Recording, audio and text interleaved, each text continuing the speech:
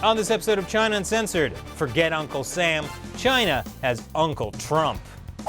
Chinese agents have infiltrated the U.S. Don't worry, Congress is doing what it does best. Absolutely nothing. And China's facial recognition technology will keep you safe from committing thought crime. This is China Uncensored.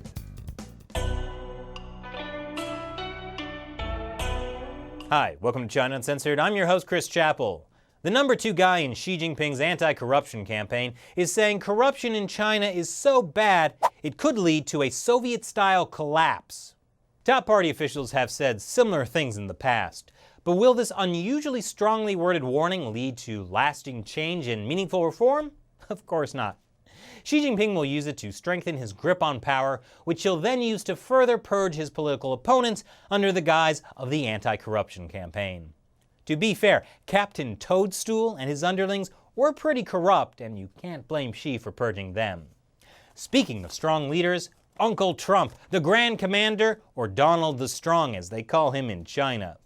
U.S. President Donald Trump has a legion of fans there.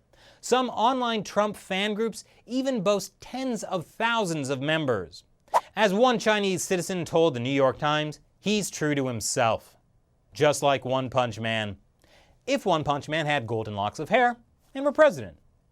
President Trump, by the way, just finished his first official state visit to China, and we'll have more on that after the break. And back in the U.S., the annual report by the U.S.-China Economic and Security Review Commission has a piece of advice for Congress. Chinese journalists should be labeled as foreign agents. The Chinese regime has rapidly expanded its state-run media to the United States. CCTV has an office literally 7 blocks from the White House.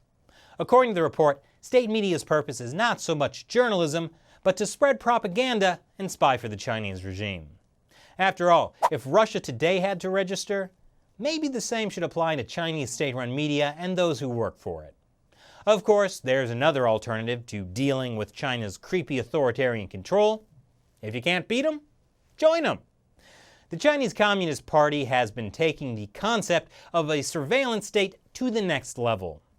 Chinese companies have been working on facial recognition software. They hope that by analyzing hair, facial dimensions, and skin color, they can accurately track individuals, and then use behavior recognition software to predict whether they're going to commit a crime. And also, just keep an eye on everyone so they're all safe. It's all about safety. I know, you're jealous of the CCP's progress on facial recognition. But don't worry, because that kind of technology may someday come to the West. Oh, it already has. It still doesn't work very well. But not to worry, because investors are pouring money into facial recognition software. And not just to unlock stupid iPhones that have no home button.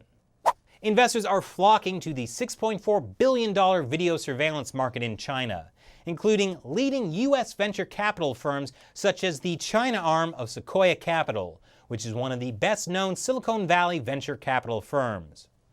And I don't know if the U.S. can compete, because it just came out that China now has more supercomputers than anywhere else.